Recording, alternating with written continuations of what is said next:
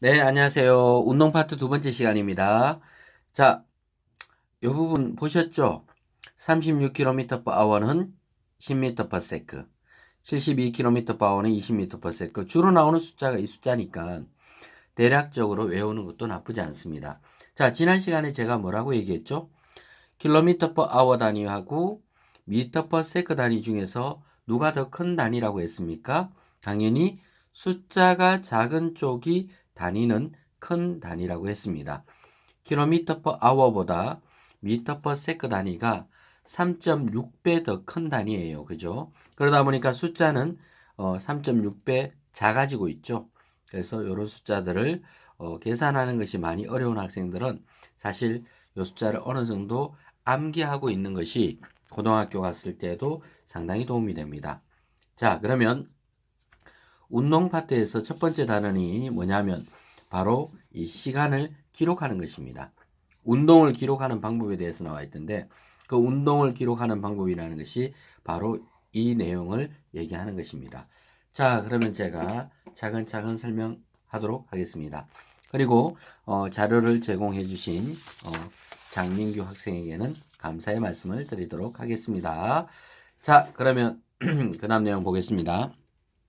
주로 운동을 기록하는 것은 두 가지가 있습니다.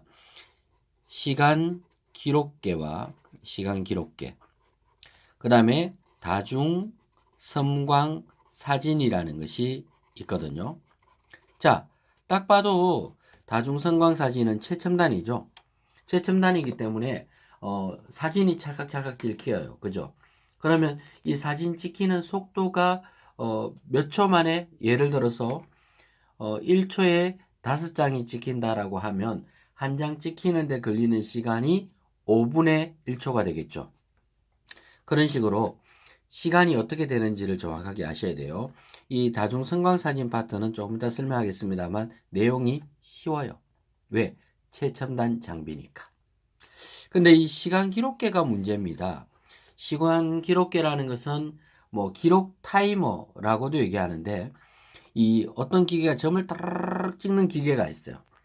그래서 점을 찍으면서 어떤 이렇게 끈에다가 점을 찍어 나가는 이런 기계 장치가 있습니다. 그러면 이 기계 장치는 점을 얼마나 빨리 찍을 수 있냐면 1초에 60타점을 찍는 기계입니다. 자, 우리나라에 있는 시간 기록계는 전부 다 1초에 60타점을 찍는 기계니까 뭐 1초에 30타점을 찍는 거 이런 거 없어요. 그냥 무조건 1초에 딱 60타점. 이거를 60Hz라고 얘기합니다. 그러면 우리나라가 사용하고 있는 전기가 60Hz예요. 그러다 보니까 우리나라에서 만들 수 있는 시간 기록계는 60Hz짜리 1초에 60타점짜리밖에는 만들 수가 없습니다. 우리나라에 비해서 미국 같은 경우는 120Hz짜리 사용하고 있거든요. 그러니까 우리나라 전기가 60Hz니까 이렇구나라고 생각하시면 되겠습니다.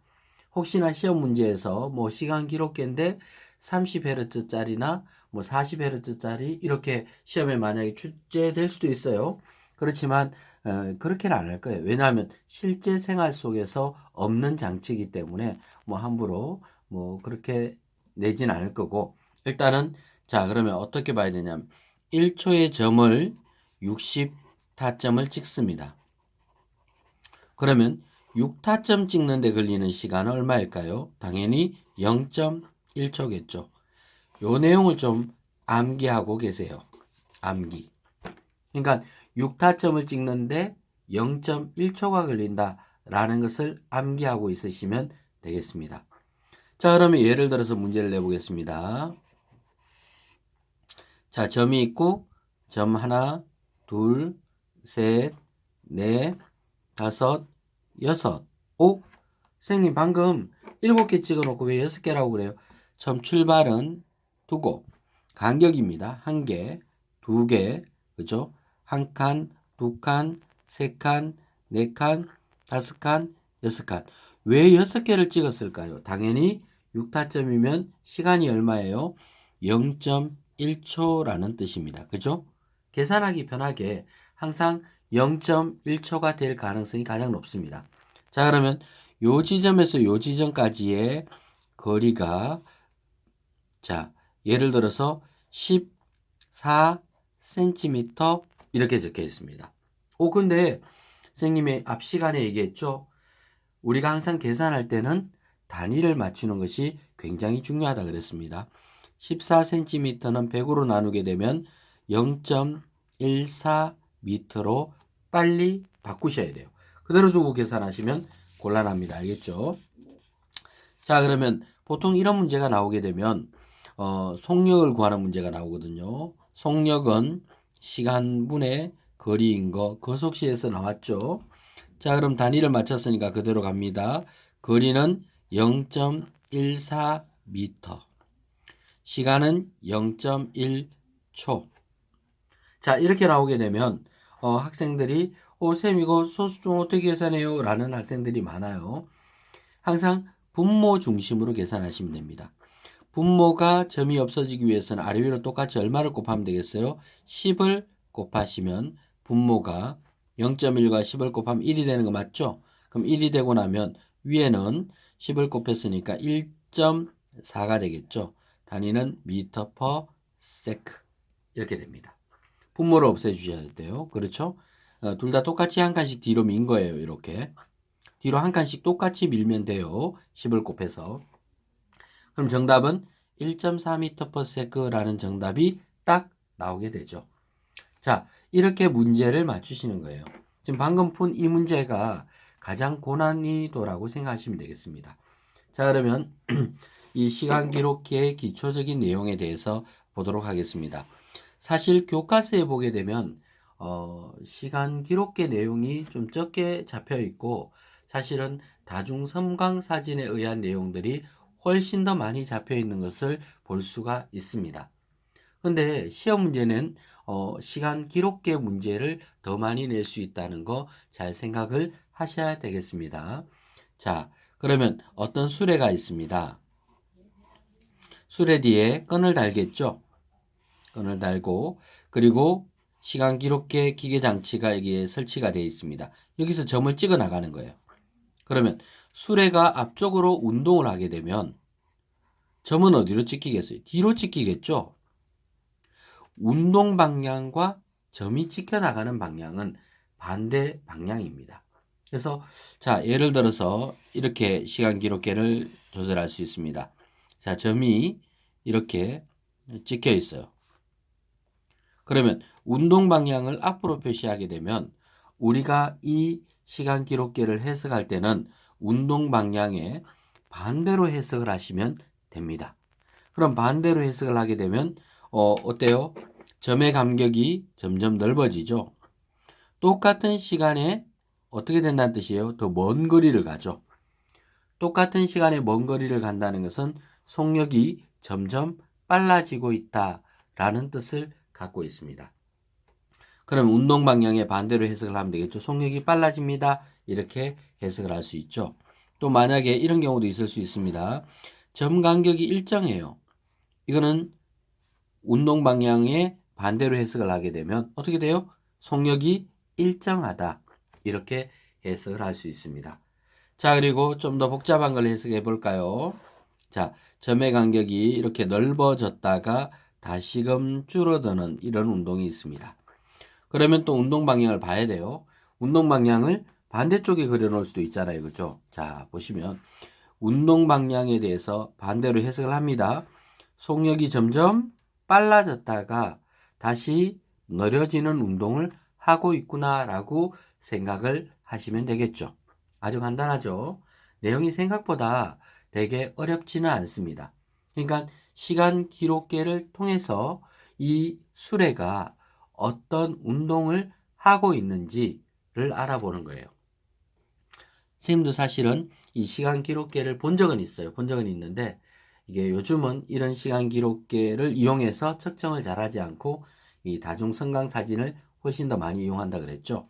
이거 점 찍는 속도가 굉장히 빨라요. 팡 하면서 굉장히 빠른 속도로 찍는다는 거. 그래도 1초에 60번. 상상하기 어려운 속도죠. 그죠?